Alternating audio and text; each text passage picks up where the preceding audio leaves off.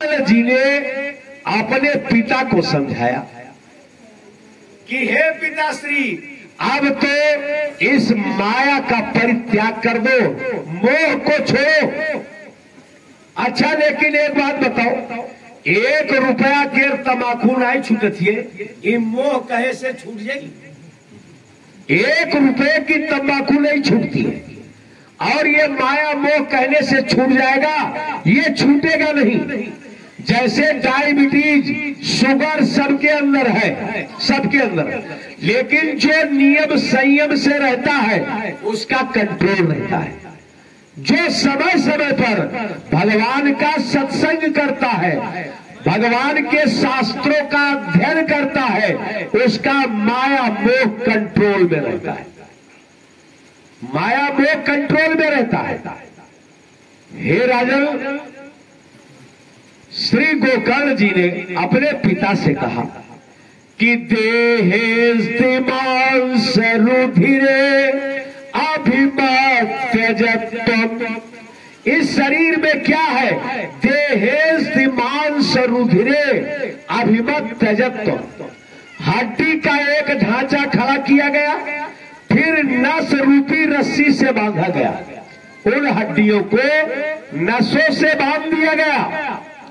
मांस खून को जन्म दे करके भगवान ने इस चमड़ी का प्लास्टर कर दिया, रूपी रस्सी से बांधा गया, खून मांस लेप करके इस चमड़ी का प्लास्टर कर दिया गया। इसके अंदर दुर्गंध ही दुर्गंध है। अरे अब तो मोह का परित्याग करो, अब तो भगवान का भजन करो। गोकर्ण जी ने अपने पिता को समझाया कि हे पिताश्री, अब आप जा करके जब चौथापन आ जाए, चौथापन, तो चौथे पन में तो भगवान को जपना प्रारंभ कर दो।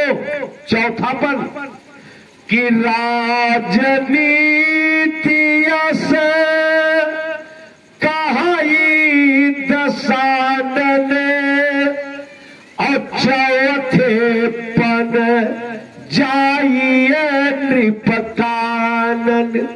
चौथे पन में तो कानन माने एकांत में, वन में जाकर भगवान का भजन करो।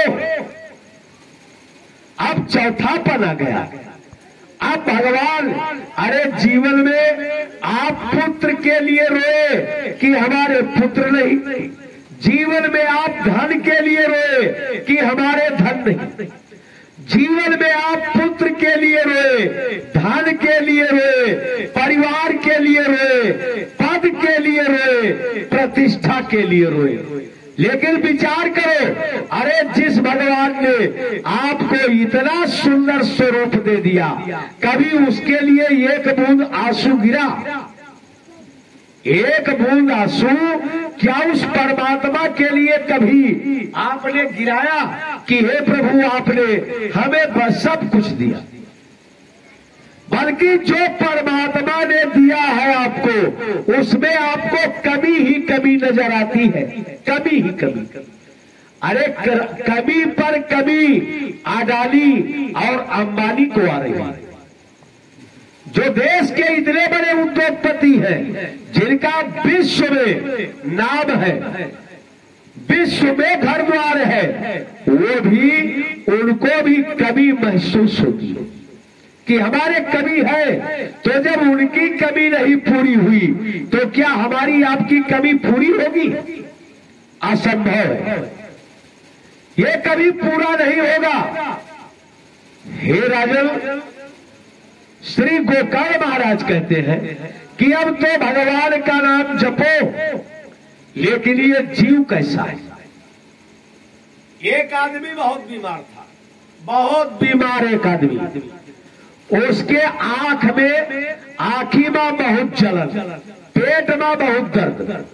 तो वैद्य के पास गवा, तो वैद्य 2 पुड़िया बनाए कर दी, एक दे दी अंजन सुरमा, कि एक आँखी में अगर लगी हो तो पीड़ा आंख के जलन शांत हो जाएगी, और एक चूरन दिया कि इसको फाको, सुबह शाम पेट दर्द समाप्त हो जाएगा।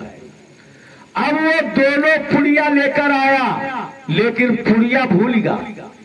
जो चूरन हा वो का आंखी में लगावे लाग सुबह शाम, और जो सुरमा रहा वो का फाके लाग सुबह शाम।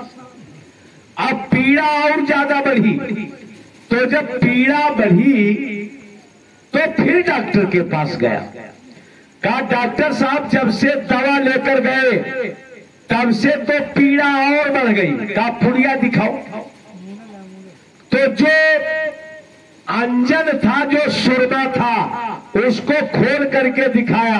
कहा डॉक्टर साहब ये मैं सुबह शाम फाक रहा हूं, और जो चूरन ना तो देखा इसकी एका सवेर संजा आंख में लगाई थी। तो वैद्य ने कहा पुड़िया तो मैंने बड़ी अच्छी दवा आपको दिया था, लेकिन पुड़िया आपने बदल दिया, पुड़िया भूल गए। जो आंख में लगाना चाहिए उसको तुम फाक रहे हो, और जो आंख जो फाकना चाहिए उसको आंख में लगा रहे हो। आपने पुड़िया उल्टा कर दिया। सावधान, परमात्मा ने हमको आपको सबको दो दो पुड़िया दिया है, एक दिल की एक दिमाग की। दो दो पुड़िया सबको दिया है, एक दिल की पुड़िया दिया है, एक दिमाग की। तो दिल की जो पुड़िया दिया है कि इस दिल को भगवान में लगाओ, और दिमाग दिया है कि परिवार में लगाओ। अब आप कहेंगे कैसे महाराज?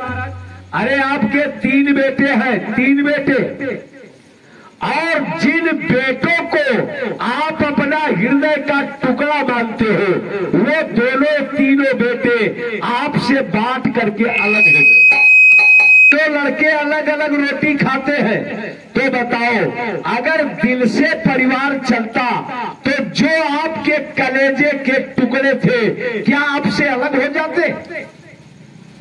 वो लड़के आपसे अलग हो जाते नहीं। और आपने दिमाग लगाया कहाँ? भगवान में। दिमाग कहाँ लगाया? भगवान में। अरे ये पंडित पुजारी के आदत होते, ये यात्रा चढ़ाओ, ये यात्रा चढ़ाओ, ये सब लूटे पाटे काम हो। तो दिल को लगा दिया परिवार में, दिमाग लगाया भगवान में, लेकिन नहीं। परिवार में दिमाग लगाना चाहिए। परिवार दिमाग से चलता है, परिवार दिल से नहीं चलता है। परिवार दिल से नहीं चलता है, परिवार दिमाग से चलता है। और जो ये दिल है, जो आत्मा है, इसको भगवान में लगाओ। यही कथा का संदेश है। गोकर्ण जी को अपने गुरु मान लिया आत्मदेव ने, गुरु के रूप में देखा। जैसे तुलसीदास जी रात में नदी पार करके पत्नी के पास पहुंचे और पत्नी ज्ञान देने लगी। बताओ रात में पत्नी से मिले करते कोई मुर्दा पर बैठ कर नदी पार हो जाए, जहरीले नाग को पकड़ करके छत पर चला जाए और पत्नी ज्ञान देने लगी। रत्नावली ने ज्ञान देना शुरू किया कि रत्नावली के दुई आखर मां तुलसी गुर मंत्र पाई गए। 2 अक्षर में, 2 शब्द में केवल इतना कहा, आस्ति चर्म मम देहि पर तापर इतनी प्रीत। हाड़ मांस के शरीर से आपको इतना लगाओ कि इतनी होती राम पर तो जगत होत भयभीत। अरे इतना प्रेम परमात्मा में चाहिए। हाड़ मांस के शरीर के लिए आपने ये कर डाला।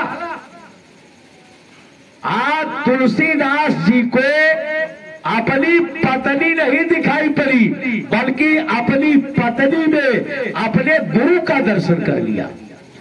कि रतनावली के दुई आखर मां तुलसी गुर मंत्र पाई गए, और घरनी घर बार सबई तज गए, श्री राम के द्वार सिधाई गए, भगवान के शरण में चले गए। और ऐसा कि मथि के मन मानस माखन दई, सबके ही बीच समाई गए, और अपना तरीगे सगरु जग का सरगौ तक सीढ़ी लगाई गए। स्वयं का कल्याण किया और संसार के लिए एक ऐसी सीढ़ी बनाया, रामचरितमानस। जो उसका अध्ययन करता है, जो उसके रास्ते पर चलता है, उसके लिए स्वर्ग की वो सीढ़ी है।